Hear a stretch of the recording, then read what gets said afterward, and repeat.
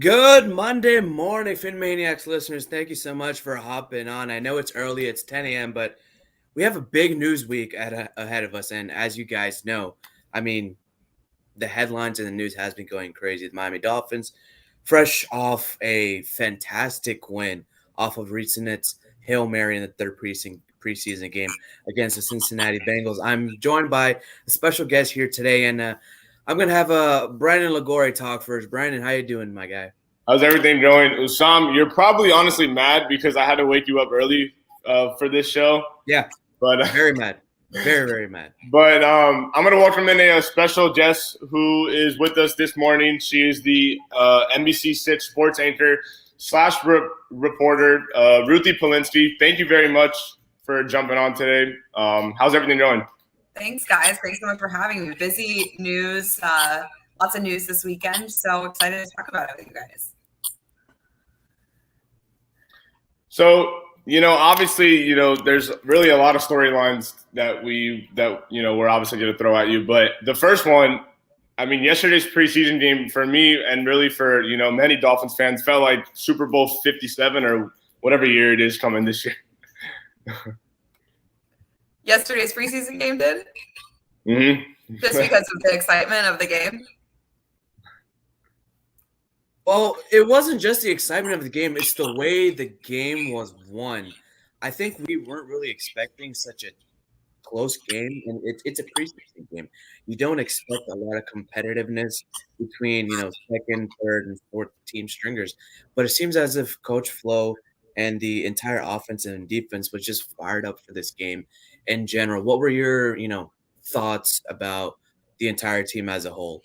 Yeah, well, I think obviously you guys, those are the guys that are just trying to make the team. So they're out there just playing with their full hearts. And I think that's what makes, that final preseason game so exciting, especially when you have guys out there like Reed Sinnett, who is a third string quarterback, but maybe now just made the case for him to be a number two somewhere. And it's just cool to see guys' careers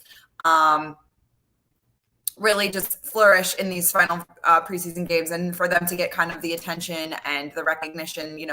They're working just as hard as the first stringers, but when they get a chance to showcase it on national TV, it's always really fun to watch. So it's definitely exciting to see those guys do well. And it was exciting to see Reed Sinnett pull off that Hail Mary on that 40, I believe it was a 44-yard pass to Chris Miaric. He went around, he looked like he was about to get sacked, rolled back all the way to his right and delivered that bomb to Miaric for that touchdown. It was absolute craziness. In your opinion, is this like the second best play you've seen from the Dolphins below the Miami Miracle? So someone would put this on Twitter yesterday about the top two plays, and then it was Miami Miracle, and then what Reed did yesterday. Don't forget about the Ryan Fitzpatrick face mask throw. I was just going to say that, yeah. How could you forget about that? That was unbelievable. Also, a little bit of luck. I think the Reed Sinnett throw yesterday, a little bit of luck contributed there as well. But I think those are the top three that I can think of, at least since I've been covering the team. I wasn't here during the Miami Miracle. I was actually covering the Patriots at the time. So that was, but I guess that is one Dolphins play that I remember. That's pretty incredible. So, I think that goes up there. That was magical for a lot of reasons. There were definitely some Fitzmagic-ness about that throw. So, obviously just happy for Reed. He's a really, really nice kid, wholehearted kid who, has the potential to have a, real NFL career after that game. So I think it's really exciting. So you had the chance, Ruthie, to talk to Omar Kelly last night about, this whole Deshaun Watson trading rumors. You don't really have to go too much into it, but based on your conversation with him, what are your overall thoughts on, is it really possible that, maybe Deshaun might be a Dolphin, or how do you see this whole equation falling out? I think it was made very clear yesterday that the Dolphins are trying to have Deshaun Watson on their team. I think Brian Flores had every opportunity to shut down the reports and the trade rumors, and he didn't. So I think that's what we learned yesterday from him. Now, I will say this. There are so many layers here to this storyline, and I think that's what makes this so challenging to talk about, especially as a journalist, especially as a woman. But I'll say that if you're able to compartmentalize the football player from the legal situation, Deshaun Watson being available on the market, a player of his caliber with his age under his contract, is unprecedented for him to be on the move. So for any team who has the draft capital to be able to try and get him, I think any team would, a lot of teams are trying to get him. The Dolphins just happen to be the team that are the front runners. And with Deshaun Watson's ability to have a say in where he goes because of his no trade clause, Miami feels like a very desirable destination for any quarterback right now, just because of the way that the team is positioned. You have a really good defense. You have a lot of wide receivers. Your offensive line is a little shaky. Your run game's a little shaky. But guess what fixes a shaky offensive line? A mobile quarterback. So I think there are a lot of reasons why the Dolphins would seek out Deshaun Watson. And I don't necessarily think that the reason they're seeking Deshaun Watson is because they don't believe in Tua. I think they do believe in Tua. I think they have a lot of belief in Tua and what he can be in 5, maybe 6 years. But Deshaun Watson is a proven quarterback in this league.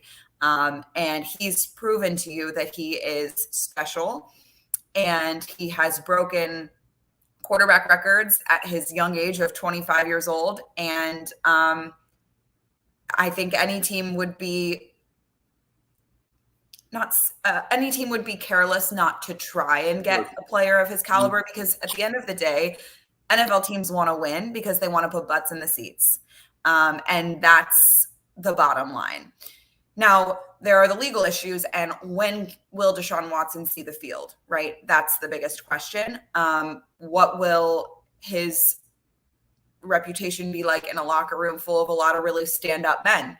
I think those are a lot of questions. I think you have to let the legal process play out. Really, no one knows how long that's going to take. Because it feels as though Houston PD, the NFL feels like they're a little bit dragging their feet here. So I don't know how this will shake out for them. Of course. But what I will say is I think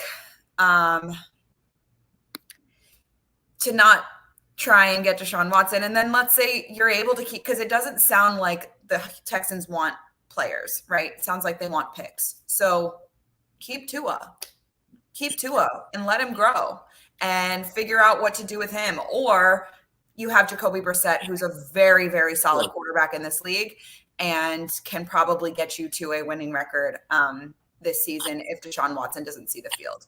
So a lot of layers, as I mentioned. I think it's very, very complicated. I don't sit here and say do one thing or the other. I think it's very clear that they are trying to get Deshaun Watson. And I think we're just going to have to wait and see how that plays out. So let's say miraculously, if the Dolphins do get Watson, does this automatically take them to either an AFC East title or even maybe an AFC Championship berth, or am I going a little too far with it? This season? Mm-hmm. This season, it's so unknown because we don't know how much he'll play, right? So we just don't. Is he going to be suspended 6 games? Is he going to be suspended the season?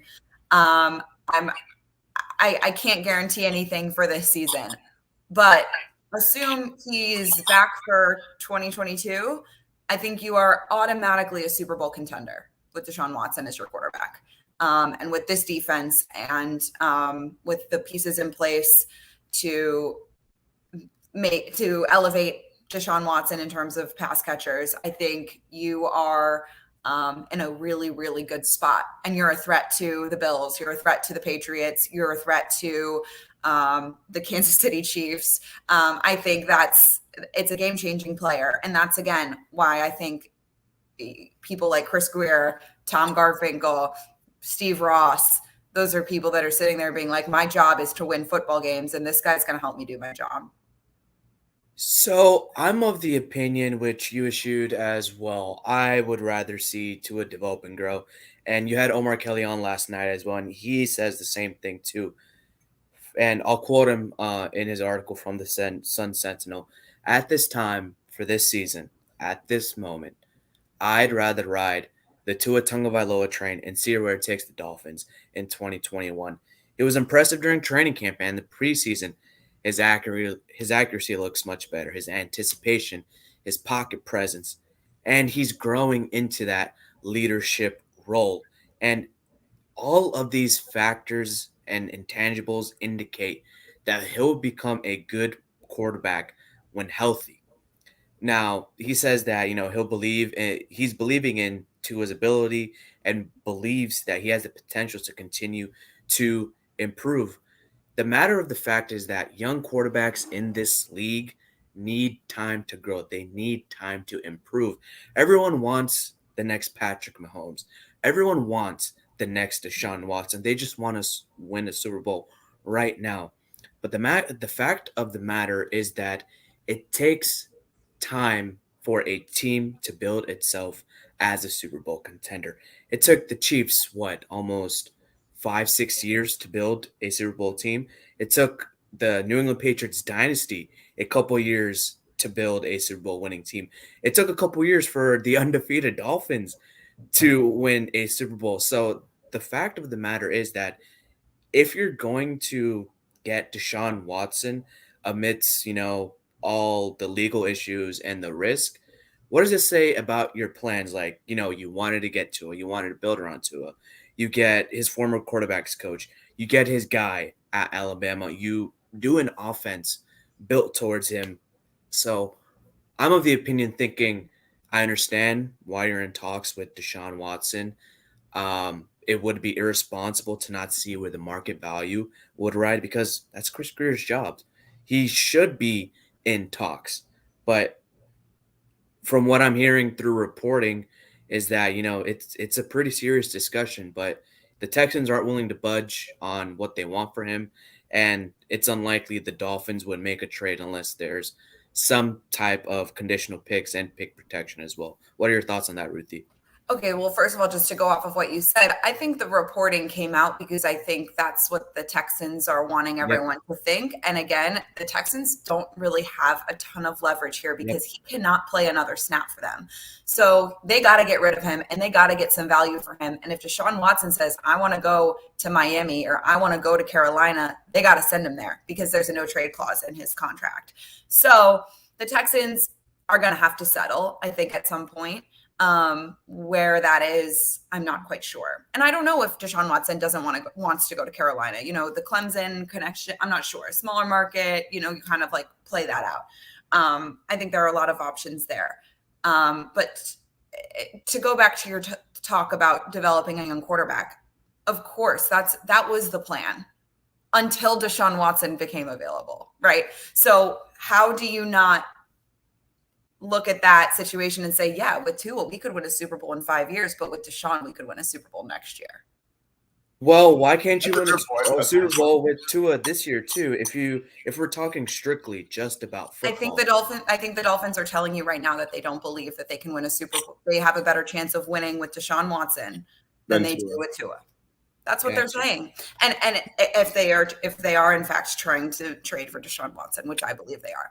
So I'm just giving you I'm playing devil's advocate here. I'm not saying what way I believe or not, but I'm telling you that I think with Tua, there are a lot of question marks. There is a lot of unknown. Yes, he looked much better in this offseason. He's finally had his full preseason. He's healthy.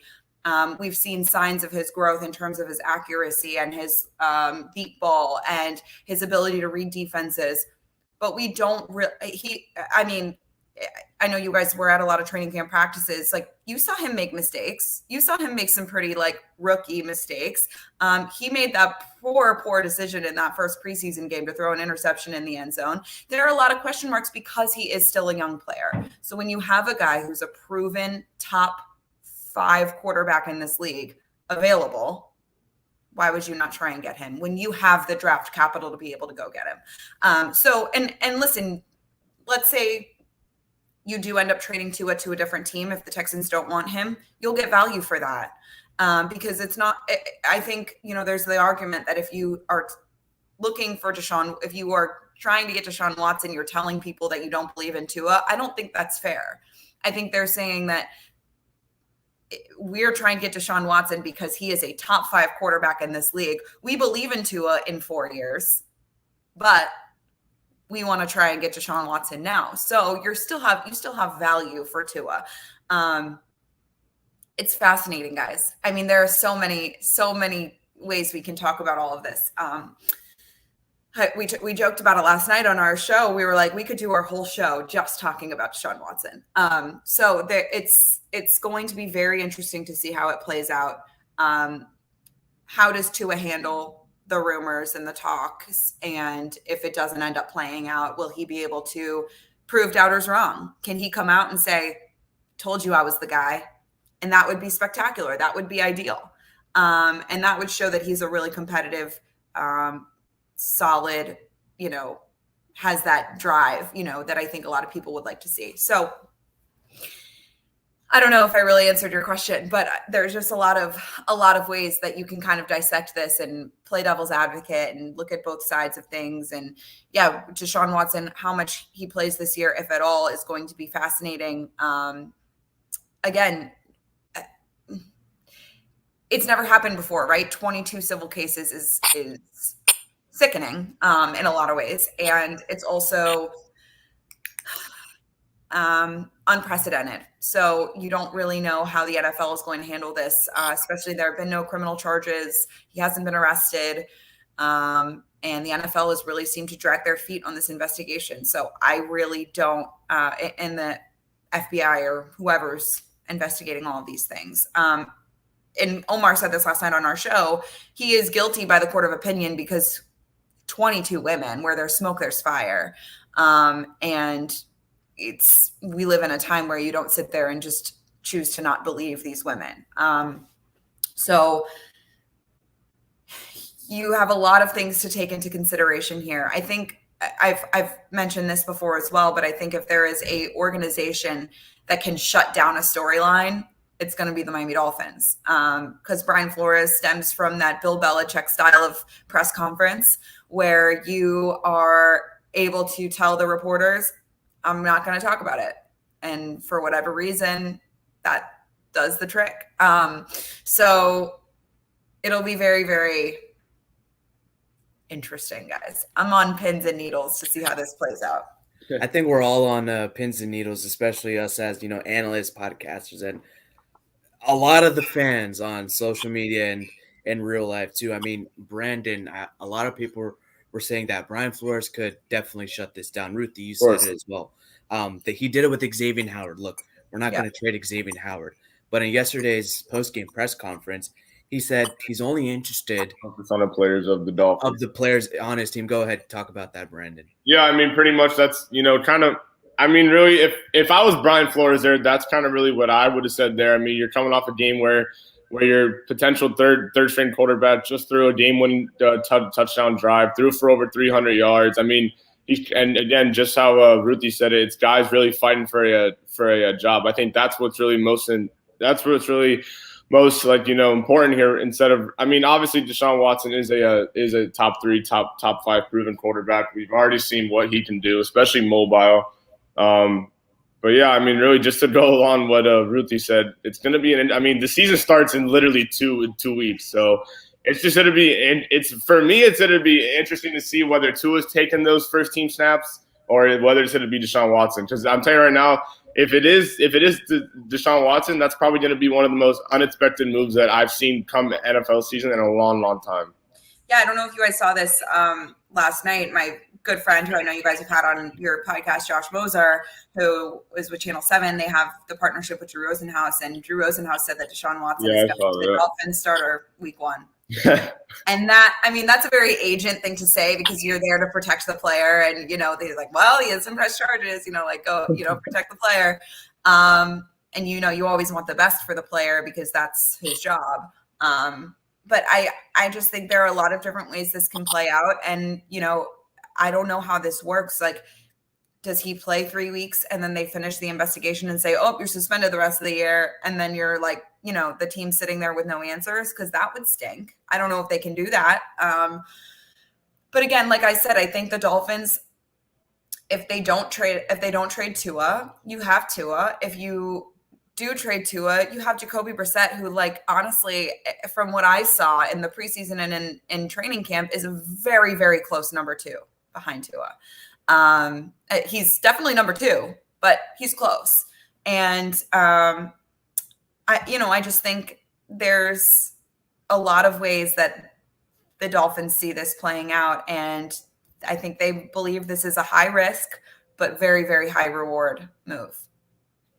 Very, very like I'm a finance graduate, and that's something we say all the time: high risk, high reward. I mean, there's a huge risk factor with Deshaun Watson here. And let's say Tua isn't traded, or maybe there isn't a 3-team trade already brewing, and you have Deshaun Watson and Tua Tagovailoa in the same room. What does this say about the locker room internally? Is there going to be a lot of tension? What is there a cloud over, the personnel groupings, over the quarterback room, over the locker room? Like, what will, the players think about management? Like, what would happen in that scenario? I want to preface this by saying we have such limited access now because of COVID. We don't really get to have one-on-one conversations with the players. So it's really hard and really challenging to kind of get a feel for the locker room because we're literally not in there. And normally we would be. So I will say that. I remember when I was covering the Patriots and they signed Antonio Brown for 10 days. And we spoke to the team captain, Matthew Slater, in a very personal one-on-one setting. And he was very upset. It felt as if he was very upset with the team taking a risk on a player who had a history of not being a team first guy, doing questionable things off the field. And we don't have that kind of access to the team at this point. So it's challenging to kind of get a feel for how the locker room would feel. I think with Deshaun Watson, and this is just me taking a guess, but I think the players are sitting there, guys, and I know this is kind of a harsh reality, but I think the players would sit there and they would say, damn, this team wants to win right now. That's what they would say. And play speaks for itself. So if Deshaun Watson goes out there and he balls out, those guys are going to rally around him. And it's a business. And that's what they say all the time. It's a business. Yes, it's a family, it's a locker room, it's a brotherhood. But at the end of the day, it's a business, and these guys want to make money because that's why we all have jobs, right? To make money. So, they love what they do, but they want to make money at the end of the day, and you make more money by winning more games. And that's kind of the bottom line. So I'm trying to look at this from a very like black and white perspective of, if I'm an NFL player, and again, the legal process hasn't played out. If he's arrested on criminal charges and this completely spirals, this could all take a very, very different turn. But at this time, there's a lot of things up in the air. If you could pinpoint if the trade would happen, would you say it happens this week or next week? Because it has to happen before the season. Yeah, it would have to happen, I think, this week. I think it would have to happen within a couple of days here, because let's say they're planning on him playing week 1. This guy's got to learn the offense. I mean, there's a lot of things that need to happen. And for any player to learn an offense or to learn a playbook in 2 weeks is not easy. So that's obviously assuming he plays week 1. I think if the trade happens, I think that maybe speeds up the process in terms of the NFL investigation, maybe. That would kind of get things moving here. But I think it would have to happen before the season. It would have to. That's what, like, I'm not of the understanding, okay, if you want a guy to play week 1 and the season is happening in 2 weeks, how is he going to know the entire offense in the back of his hand by week 1? It's not connecting it to my brain. I'm like, okay, if you want him to start week 1, understandable, but why? He won't even know the full offense. He'll know the basic concepts, but if you truly want to win right now, wouldn't it be Tua, since he knows the offense? It's built for him. I don't think he's going to play week 1. So let me just say that. I don't think that's going to happen. But if he does go on the commissioner's exempt list, my understanding is he can't be in the building. I think, actually, I may have to double. I would think so. Don't quote me on that. But I think you need to get him in there and practicing before he goes on the commissioner's exempt list. But it's also Deshaun Watson, guys. I mean, they can simplify that offense for him and he'll be just fine. Will Fuller's in that offense. He won't play week 1. Obviously, he's still serving his 6-game suspension, but there's a lot of familiarity, I think, with Deshaun. 1 week. Is that what I said? Mm-hmm. You said 6 weeks. It's 1 game suspension. 1 week. His 6-game suspension from last. Totally. Oh yeah. That's right. So he still has to serve that week 1. But anyway, I mean, I think you could put Deshaun Watson out there blind and he would be all right in terms of his talent and his skill. But he does need to learn an offense, and I think there's a way to expedite that for him. But listen, I don't know. It's going to be an interesting week, or maybe even 2 weeks. But it's a wild roller coaster. Tomorrow afternoon. Tomorrow is cut down day. And Ruthie, we're going to ask you this as well. You have a lot of guys who are on the roster bubble. You got Jamal Perry, maybe Jared Dokes, Reed Sinnett, who had a great Hail Mary last night. You have maybe Larnell Coleman. Who do you think are some surprise cuts, and who do you think could be a lock to make the roster tomorrow by 4 p.m.? Okay, so there is, with the new COVID rules, there are some practice squad players that are protected. So I think in terms of guys that I'll put it this way. I think there's definitely some people that earned themselves a protected spot and or roster spot yesterday. And I think you can put Reed in that category. I know that the team loved him loved him as their 3rd string quarterback last year. He does a good job with the scout team. And everyone kind of saw what he wanted to do. Brandon just put in Kirk Merritt in the chat. I think Kirk has done a really, really good job. And that's a player that if you don't protect him, someone's probably going to need him. So I think that's a player that earned himself a role on this team in some capacity. Jared Dokes really liked what he did yesterday. And that's, they need help in that room. And the way that this offense is maybe designed, maybe they keep an extra running back or two more than most teams, just because they're very much running back by skill, running back by, ability team. So if you have a Jared Dokes, kind of a Malcolm Brown, who's, had ups and downs with his injuries. I think Jared Dokes is a really cool player to keep on your team. And you kind of saw a little bit, obviously, we're playing against the Bengals, 7th string guys as well. But, he did a lot of good things yesterday. So, and with the shakiness of the offensive line, I think Larnell Coleman struggled yesterday. But, again, he's a young player. Probably wasn't going to be starting on the offensive line anyway. It was just an opportunity to get him some reps.